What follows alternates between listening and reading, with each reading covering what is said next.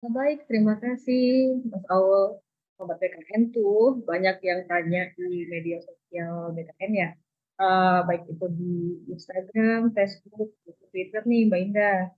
Nah, kebanyakan itu pertanyaannya itu teknis ya.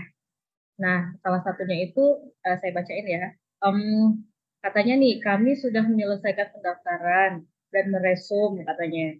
Namun ada dokumen yang salah dan atau belum diupload.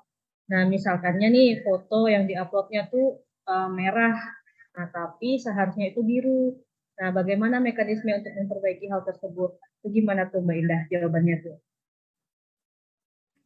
Ya, baik. Jadi gini ya, kalau di tenaga non ASN sudah melakukan pembuatan akun, kemudian melakukan pendaftaran, mengisi data, riwayat pekerjaan, kemudian dia resum dan submit, itu sudah tidak bisa lagi mengupdate. Tetapi kita di sistem sediakan sebetulnya di sisi instansi untuk meriset lagi. Cuma nanti berarti tenaga non-ASN-nya harus kontak langsung ke instansi untuk melakukan riset.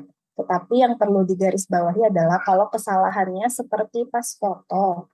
Pas foto itu memang di awal kita dituliskan harus latar biru. Tapi ternyata banyak yang upload latar belakang merah. Nah, jadi akhirnya untuk pas foto kita bebaskan selama memang fotonya formal ya. Jadi masih boleh untuk background kita nggak cek gitu. Oke, sip Mbak Indana. Berarti kalau sudah resume itu sebenarnya sudah tidak bisa diperbaiki ya sebenarnya. Ya, bisa Tapi ya itu tadi lewat admin, tapi harus dari awal lagi. Nah, itu kan oke, berarti nanti adminnya bersedia atau tidak ya di instansi dan mungkin nanti dilihat dulu kesalahannya. Ataupun tanpa harus meriset bisa dibantu mengupdate data dari sisi admin, tapi memang tidak semua data bisa diupdate oleh adminnya. Ada data-data pribadi seperti misalnya tempat tinggal, gelar, kayak gitu ya, itu kan isiannya oleh tenaga non ASN-nya sendiri. Nah, kalau seperti itu salah dan memang diakomodir oleh instansi untuk diperbaiki, maka nanti instansi harus melakukan riset terlebih dahulu, baru nanti bisa membuat akun lagi dari awal. jika memang kesalahannya terkait tempat tanggal lahir, nama dan segala macam, itu yang punya wewenang adalah admin instansi ya untuk meriset ya. Jadi tidak ke BKN pusat. Lalu juga kemarin nih banyak yang tanya pas foto harus latar biru, ternyata banyak yang merah. Jadi akhirnya dari kita bebaskan, mau latar biru boleh, latar merah boleh, selama itu foto formal dan sopan. Seperti itu ya Mbak Inana berarti ya. Ya, betul Mas Al. Seperti itu ya kawan-kawan sobat BKN. Kalau untuk yang sudah upload latar biru jangan khawatir, jadi bisa kok, bisa dibolehkan. Lalu kedua nih ada pertanyaan juga nih Mbak Indana. Nih jadi ada tenaga non ASN sudah menyerahkan data-data yang diperlukan dalam pendaftaran ASN. Tapi sampai saat ini belum bisa melakukan pembuatan akun pendataan ASN dengan alasan belum didaftarkan oleh admin. Nah, itu bagaimana ya solusinya? Silakan baik. Ya, baik. Jadi ini agak berbeda ya dengan kalau kita biasa seleksi CASN. Kalau itu kan memang dari awal yang melakukan pendaftaran adalah pesertanya gitu ya, calon. Nah, kalau non ASN, pendataan non ASN ini pintu gerbang masuknya itu harus dari instansi dulu yang melakukan pendataan. Jadi mereka nanti menginput data dari mulai NIK, nama, dan seterusnya gitu ya. Kalau sudah terdata, masuk ke listing instansi tersebut, baru nanti tenaga non ASN-nya bisa membuat akun. Jadi selama instansinya belum mendata NIK tersebut, kita kuncinya by NIK ya. Kalau NIK-nya belum ada, belum didata oleh instansi, maka tidak bisa melakukan pembuatan akun. Berarti kalau motifnya seperti itu di aplikasi harus kontak instansinya gitu. Kenapa saya belum didata? Oke, berarti itu data awalnya adalah NIK benar ya Mbak Indana? NIK itu akan didaftarkan oleh admin instansi. Nah, berarti untuk begini solusinya berarti harus ke admin instansi masing-masing ya. Ya, takutnya ada kendala juga gitu di instansi ketika melakukan pendataan, seperti ketika dikonekkan ke data Dukcapil gitu ya, tidak sesuai, entah itu misalnya antara NIK dengan nama atau dengan tanggal lahirnya tidak sesuai, atau misalnya ada NIK-nya ditemukan tapi tidak aktif dan lain-lain. Jadi kadang memang harus diperbaiki dulu ke Dukcapil, makanya perlu dikonfirmasi lagi gitu ke instansi, atau malah memang belum memenuhi syarat sesuai SM Menpan itu untuk dilakukan pendataan, makanya tidak diinputkan oleh instansi. Jadi dari tenaga non ASN sendiri harus bertanya juga ke administrasi mengapa belum didaftarkan. Mungkin juga tadi yang tidak sesuai dengan SM Menpan, atau bisa juga ke Disdukcapil mungkin ada perbedaan seperti itu yang Mbak Indana. Betul ya. Itu ada pertanyaan lagi, apalagi nih Mbak Meta? Oke, pertanyaan selanjutnya nih Mbak Indah. Katanya nih, saya mulai bekerja bulan Juni tahun 2021 dan SK saya dibuat 1 Juli 2021.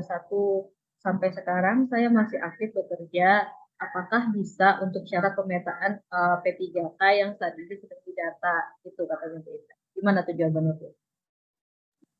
Baik, jadi perlu diingat pendataan non-ASN ini hanya sekedar mendata saja sebanyak apakah tenaga non-ASN di instansi gitu ya, karena kami di Menpan dan BKM tidak punya datanya nih selama ini. Kita mau mengambil kebijakan ke depan tidak tahu kondisinya seberapa banyak sih sebetulnya tenaga non-ASN yang ada gitu di instansi. Nah, kemudian tadi persyaratan sesuai SM Menpan harus memiliki minimal 1 tahun masa kerja pada 31 Desember 2021. Berarti kalau SK-nya atau mulai bekerjanya hanya 1 Juni misalnya tadi ya 1 Juni atau 1 Juli 2021, maka belum memenuhi persyaratan minimal 1 tahun masa kerja per 31 Desember 2021. Nah, kalau seperti itu, walaupun masih aktif sampai sekarang, berarti tidak bisa dilakukan pendataan dulu. Tetapi jangan khawatir, nanti kalau misalnya kita membuka seleksi P3K atau CASN gitu ya, selama memenuhi syarat lowongan, nanti ketika seleksi dibuka itu tetap bisa mendaftar. Jadi untuk sampai saat ini belum ada kaitannya dengan seleksi CASN yang akan datang. Terima kasih Mbak Indah, jawabannya berarti tuh Sobat BKN jangan khawatir ya, belum ikut dalam pendataan non ASN ini ya, karena belum tentu juga ini juga dipakai untuk seleksi datanya ya Mbak ya. Nanti dilihat kelanjutannya seperti apa ya Sobat BKN ya. Nah, kemudian untuk syarat-syarat itu kan sudah ada di depan, bos boleh dilihat dari situ apakah sudah mencukupi 1 tahun gitu ya. Oke, pertanyaan selanjutnya apa nih Mas Aul? Baik, Mbak Meta. Nah, ini ada pertanyaan juga nih terkait pembiayaan penggajian nih Mbak. Nah, kalau saya pegawai non ASN, tapi penggajian saya dibiayai DLUD, apakah itu masuk dalam pendataan non ASN ini atau bagaimana? Selain itu juga ada guru yang dibayarkan melalui dana BOS, tapi dia bekerja di sekolah swasta. Nah, seperti itu bagaimana ya, Mbak Indana? Terima kasih. Ya, baik. Mungkin kita balik lagi ya ke awal mula kenapa pendataan ini dilakukan. Ini kan berarti kita mau melihat nih kebutuhan di instansi pemerintah itu sebanyak apa sih gitu untuk ASN. Nah, kan berarti ketika mereka membuka peluang untuk tenaga non-ASN, berarti ada formasi yang kosong atau tidak terisikan, tapi kebutuhannya ada. Nah, oleh karena itu, kalau misalnya sudah ditempatkan di swasta, otomatis diperlukannya di swasta, bukan di instansi pemerintah, maka tidak didata. Gitu. Jadi sekali lagi yang didata hanya yang bekerja pada instansi pemerintah. Kemudian untuk pembayaran, sesuai SMMPAN di situ tertera pembayaran dengan APBD atau APBN ya, dan belanja pegawai. Nah, kalau ada yang tenaga non ASN tapi dibayarkan dengan BLU atau BLUD, saat ini memang belum didata. Alasannya sama sebetulnya. Kalau kita ini maunya mencari atau mendata tenaga non ASN di instansi yang statusnya itu sebetulnya belum jelas. Kalau BLU, BLUD itu statusnya sudah jelas, ada aturannya sendiri terkait itu. Jadi nanti ketika honorer atau tenaga non ASN dihapuskan, ke depannya mereka tetap bisa melakukan pembiayaan mandiri kalau BLU, BLUD, makanya tidak didata dulu. Nah, beda halnya dengan misalnya guru gitu ya, yang cuma dibayarkan 300.000, 200.000. Nah, itu kan kita mau tahu nih kondisinya di lapangan itu seperti apa, karena mereka itu dibiayai APBD tetapi kenapa tidak sesuai gitu ya dengan yang seharusnya gitu kan. Kalau di aturan gaji P3K atau PNS kan sudah jelas ya gajinya berapa. Nah, itulah yang mau kita potret sebetulnya, tenaga non ASN yang belum jelas ada aturannya seperti itu. Di yang BLU sendiri itu tidak didata karena untuk pegawai BLU yang dibayarkan dengan uang anggaran dari BLU atau BLUD itu adalah sudah ada peraturan terkaitnya, peraturan sendiri yang berarti tidak masuk ke dalam pendataan non ASN. Selain itu juga untuk guru yang didanai oleh dana BOS di perguruan di sekolah swasta itu tidak masuk ke dalam juga karena yang dicari adalah kebutuhan instansi pemerintah. Seperti itu ya berarti yang Mbak Indana ya. Kita oke deh. Setelah itu ada pertanyaan apa lagi nih? Mbak Meta mungkin? Jadi ada lagi nih, lebih ke teknis juga ya kan, banyak yang teknis ini pertanyaannya nih Mbak Indana nih. Kenapa dalam penginputan riwayat pekerjaan yang bisa tersimpan cuma masa kerja selama 5 tahun katanya gitu. Sedangkan masa kerja lebih dari 10 tahun. Yang bisa diinput itu hanya 5 tahun, itu kenapa katanya gitu. Dan banyak juga nih sobat-sobat BKN ini yang inputnya hanya 1 tahun riwayat kerja. Nah, itu banyak juga itu yang telepon ke BKN ya, tanya juga di media sosial. Karena dia lupa untuk upload yang tahun-tahun sebelumnya gitu. Namun dia sudah melakukan submit atau resume. Nah, itu gimana itu Mbak Indah?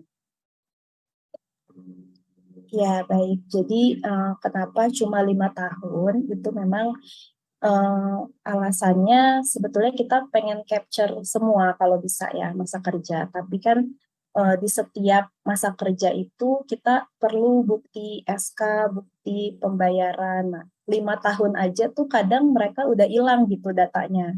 Makanya kita 5 tahun terakhir aja yang cukup. Dan alasan kedua memang kita tidak mau membebani storage ya, karena tenaga non ASN ini cukup besar jumlahnya, dan kalau satu orang aja satu file itu kan bisa maksimal 2 mega ya. Kalau dikalikan satu orang 5 riwayat dikali 1 juta dikali 2 mega, nah itu membebani storage yang cukup besar. Jadi memang kita batasi maksimal sampai dengan 5 riwayat.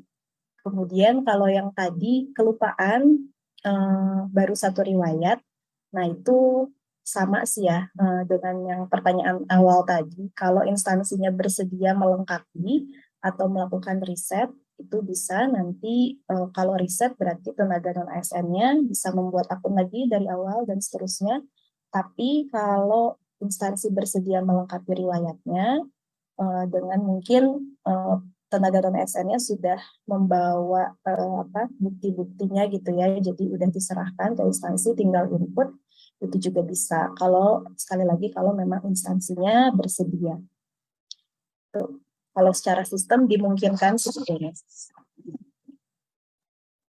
Oke, berarti jawabannya itu masih bisa dilakukan perbaikan ya Mbak ya. Misalkan admin instansinya bersedia untuk melakukan Mbak ya. Silakan Sobat BKN hubungin tuh ini admin instansinya, cari tahu ya kan. Minta tolong sama admin instansinya masih bisa diperbaiki atau tidak gitu ya. Kemudian ada lagi nih pertanyaan Mas Aul, gimana? Ini ada juga nih pertanyaan nih Mbak Indah terkait sistemnya. Jadi mereka sudah menyelesaikan resume, mereka sudah log out, tapi mereka lupa cetak kartu informasi akun pendataan tenaga non ASN. Nah itu mekanisme untuk mencetaknya gimana ya? Karena ternyata mereka nggak bisa. Kalau pencetakan akun dan pencetakan bukti pendataan itu bisa dilakukan lagi. Jadi tinggal login lagi sebetulnya selama sudah resum ya. Jadi kalau belum resum memang belum keluar lagi tombolnya. Kalau sudah resum nanti akan muncul lagi di halaman resum tersebut di bagian bawah ada tombol cetak kartu informasi akun dan cetak bukti pendataan tenaga non ASN 2022. Ya, jadi sebenarnya mereka bisa login kembali ya. Harusnya login kembali dan cetak kembali itu seharusnya bisa ya. Mungkin mereka lupain untuk login kembali ya dari sobat BKN yang bertanya. Lalu ada lagi terakhir nih, bukan terakhir sih, ada satu pertanyaan lagi nih. Apa yang akan dilakukan BKN setelah pendataan sampai dengan tanggal 30 September ini kan selesai. Nah, setelah itu apa yang akan dilakukan oleh BKN? Baik, jadi kalau dari timeline di SMNPAN memang berakhir di 30 September ya, 2022. Jadi, tapi setelah didiskusikan ada timeline tambahan, jadi di 30 September itu kita sebut dengan prafinalisasi. Jadi setelah 30 September nanti akan dilakukan uji publik. Uji publik ini kita akan tampilkan hasil dari pendataan ini, di setiap instansi wajib mengumumkan. Nah, nanti selama kurang lebih 10 hari, masyarakat bisa melihat nih gitu, apakah ada yang tenaga non ASN yang harusnya didata tapi nggak masuk, atau sebaliknya ya, yang harusnya belum memenuhi syarat tetapi ternyata masuk. Nah, itulah uji publik gunanya seperti itu. Jadi untuk melihat bagaimana respon dari masyarakat. Nah, kalau misalnya ada yang terlewat atau malah justru harusnya tidak didata, tapi malah didata, berarti nanti instansi harus bersurat lagi ke BKN untuk dibukakan kembali untuk pendataan ulang gitu ya. Jadi nanti setelah dibukakan akan bisa didata dari awal lagi. Baik itu mau menghapus bagi yang tidak memenuhi persyaratan ataupun untuk mendata yang terlewat tadi gitu. Nah, itu kurang lebih akan dilaksanakan sampai dengan 31 Oktober. Jadi finalisasi akhirnya nanti ada di 31 Oktober. Oke, baik, seperti itu ya. Nah, jadi mungkin ada pertanyaan lagi dari Mbak Meta. Gimana Mbak Meta? Iya nih, terakhir ya nih Mbak Indana nih. Sebenarnya kita masih banyak, cuman yang ini yang sudah kita rangkum pertanyaan terbanyak di media sosial kita. Nah, uh, dari sekian banyak pertanyaan itu kan itu teknis semua ya, bagaimana sobat-sobat BKN ini melakukan upload di portal BKN itu seperti apa. Nah, menurut Mbak Indana nih, gimana tips dan triknya untuk sobat-sobat BKN agar mereka tuh tidak salah lagi dalam penguploadan, karena ini kan untuk kelanjutannya mungkin nextnya teman-teman ada yang nanti mau ikut seleksi. Nah, sama sebenarnya portal yang diisikan itu kan seperti itu juga. Nah, agar tidak salah-salah upload itu apa nih tips dan triknya dari Mbak Indana? Begitu Mbak Indana. Apa ya, ya paling dikumpulin dulu kali ya, kan kita udah tahu, sama-sama tahu data awal yang diinput harus memenuhi 1 tahun masa kerja gitu ya, dan syarat-syarat lainnya sesuai SMMPAN itu dicari berarti SK dan juga bukti bayarnya. Nah, riwayatnya juga sama, itu dikumpulkan berarti 5 tahun. Karena tenaga non ASN ini beda-beda ya, ada yang 5 tahun itu terus-terus gitu sebagai tenaga non ASN. Ada juga yang terputus-putus. Nah, berarti itu dicari 5 riwayat terakhir, kurang lebih seperti itu ya. Jadi dikumpulkan dulu semua buktinya, SK-nya, baru nanti di-input ke dalam sistem. Jadi biar kita nggak lupa gitu.